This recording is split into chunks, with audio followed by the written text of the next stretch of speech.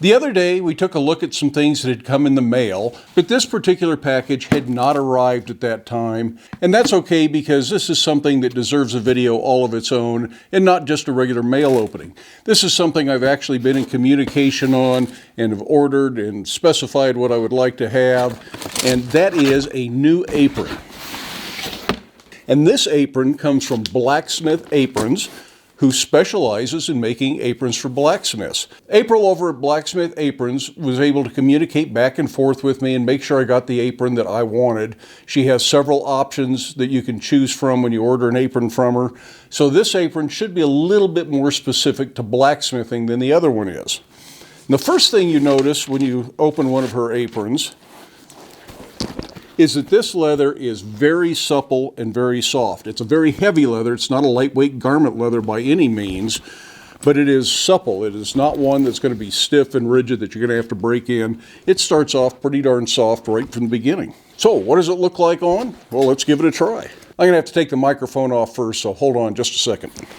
And of course, here I am dealing with a microphone, putting it on and off during the video with a backup microphone. It's got about 12 feet of cable on it. So we'll see if I can hog tie myself.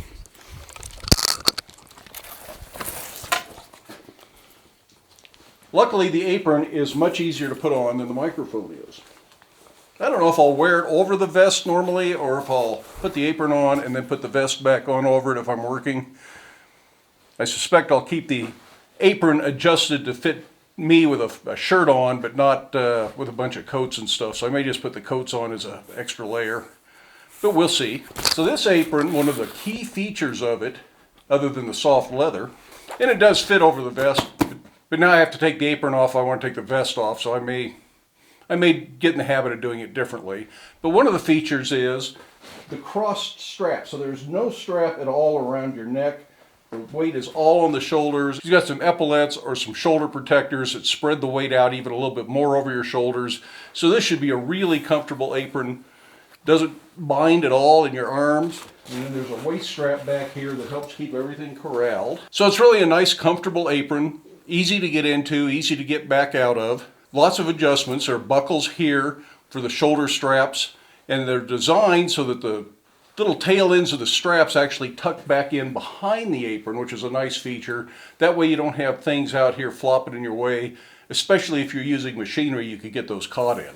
Now the buckles that hold the straps on this are a special flame design buckle. The flames are either cast or engraved into the buckle. It's a raised flame pattern on a black background, and I think these are exclusive to ForgeAprons.com. I just realized I was over there talking to the camera after I put the apron on, and I have not put the microphone back on. So let me review some of what I just said all over again.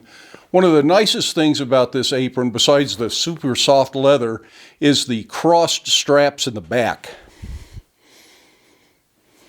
Because the straps cross over your shoulders and down to the opposite side, they don't go around your neck, so there's no pressure on your neck, which gets really old after a long day of work to have an apron hanging on your neck, especially a fairly heavy leather apron, which is what you want in the blacksmith shop anyways.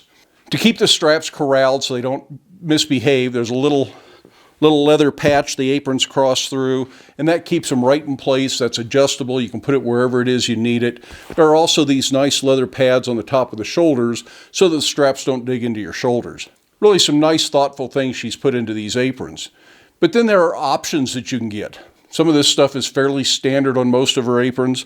One of my requests for this apron was to put split legs on it. And that way, if you're one of those that like to hold material between your legs while you're chiseling or something like that, this keeps the apron from being in your way. Another feature that I specifically asked for was a place to put my 2-foot folding ruler. This is a really handy thing if you have it around, and if it's sitting in a drawer, it's not so handy. So that fits in this little side pocket right here. It'll just live with the apron. As long as I wear the apron, I've always got this handy, easy to measure with. I do keep several of the little hook rulers all around the shop, but this is the only one of these folding brass rulers I've got, so it's nice to know right where it's at. And of course, April has other options for different pockets, hammer loops, things like that. You just need to go check out the website to see what some of those options are. And I'll put a link down in the video description so you can find ForgeAprons.com. course, if you just type that in, you can probably find it. And that way you can go to her website and you can see what the prices are, you can see what the options are, different leathers, different straps, different pockets, all sorts of different things, long aprons, short aprons, you name it, she's got this stuff available. She is in a blacksmithing family, so she understands what people need for blacksmithing aprons, and that's what makes this such a nice apron for blacksmithing. Now there is one other feature we haven't talked about. You can see the Forge Aprons logo right here on the front of the apron. Besides just being a cool logo that looks good on the apron, got an anvil and a hammer, this is actually a pocket. And this pocket is open on 3 sides. It's open on these 2 top corners, and it's open right across the top. And this is a great place to put things like a little 6-inch ruler if you've got one, soapstone, silver pencil, that kind of stuff. I wouldn't load it up real heavy because it'd be easy to get too much weight up here, but to have a pencil handy is really useful, and it's a great pocket for that. She also has tucked in here a little baggie with some rivets, and these rivets are to secure these epaulettes on the shoulders. Once I'm sure I've got them in the right place, I'll punch holes, I'll put the rivets in, they won't move.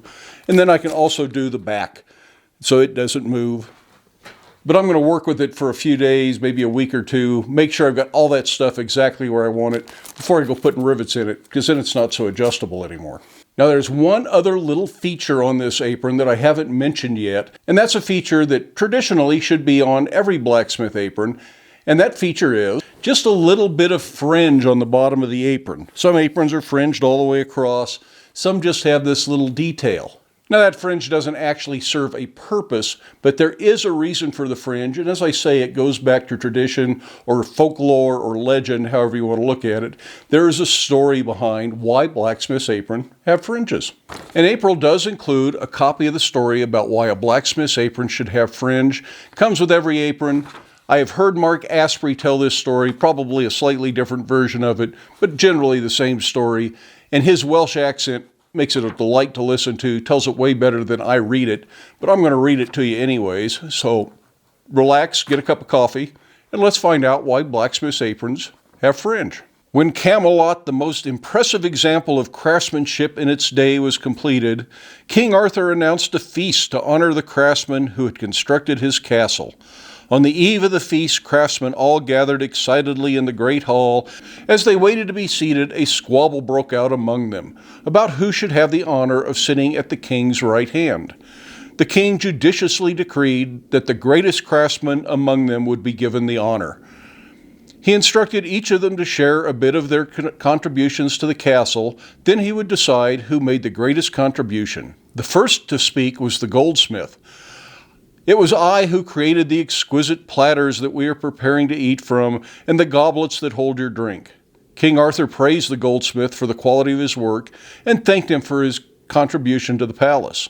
A blacksmith quietly joined the group of craftsmen, as the tailor, who was dressed in exquisite clothing, and spoke with confidence and poise, said, "There is not a room in your fine castle, my lord, which does not have my tapestries adorning the walls.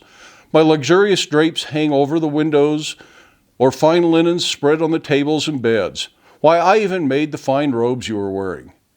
That garnered a hearty laugh from all. King Arthur thanked him for his fine workmanship and a job well done. And so around the room, each of the master craftsmen described the contributions they and their crews had made to the castle, followed by the king graciously thanking them and praising them for their work until the blacksmith was the only one left. Among themselves, the craftsmen agreed the tailor was the winner due to his vast array of work, his fine dress, and eloquent manner of speech. So when the blacksmith spoke, they hardly paid any attention. Had they listened, they would have noticed the blacksmith didn't mention the intricate chandeliers or the massive decorative fireplace screens in every room that he had forged. Nor was there any mention of the ornate hinges, the sturdy table bases, the snugly fitting handrails. In fact, the blacksmith's only words were quietly and humbly stated, "Most of my work, sire, is the making of tools for the other craftsmen," to which the king thanked him and praised him for his contribution. The king looked the group over thoughtfully for several long minutes, then proclaimed, "Blacksmith, by your hammer in hand, all crafts do stand. You made everyone else's contribution possible. You shall be seated at my right hand." The smith had come to the banquet straight from the forge. He was covered in soot and still wore his apron. He tried to beg off, but the king insisted that he take a seat of honor. The blacksmith quickly rushed to the cloakroom, hung his apron, then went to wash up and straighten his clothes before taking place beside the king. All of the craftsmen were a bit shocked at the king's decision, but there was a feast to enjoy, so they busied themselves with celebrating, all except the tailor, who felt he had been robbed of the honor. While the others were busy enjoying the feast, he snuck off to the cloakroom. With scissors in hand, he cut fringe into the blacksmith's apron to serve as a reminder that it was he, the tailor, who made the smith's apron. Upon leaving the feast, the smith noticed the fringe and immediately knew who had put it there. Instead of being angry or feeling chastened, the blacksmith felt honored. Forever after, when someone inquired about the fringe on his apron, the blacksmith would exclaim with delight, "The tailor placed this fringe here in recognition of my services to all the craftsmen in the kingdom." Which is why, to this day, a blacksmith apron should feature a small section of fringe so that all may know the blacksmiths are the king of craftsmen. April also includes some instructions for adjusting the straps to achieve the best fit of the apron, as well as some care instructions to ensure that your apron lasts for many years to come. Should be the last apron I ever need.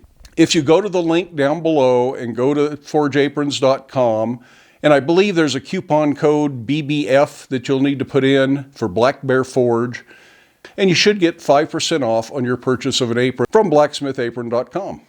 So thank you for making me an apron. I'm going to try really hard to be better about wearing it. I know my clothes will last a lot longer, and in the long run, I will save more money in t-shirts and flannel shirts and blue jeans than what an apron costs.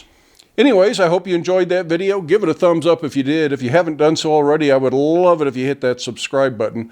Feel free to stick around, watch a few of the other videos, share the videos with your friends, but then by all means, make time in your day to get out to your shop, make something, but stay safe. Wear your safety glasses. We'll see you for the next one.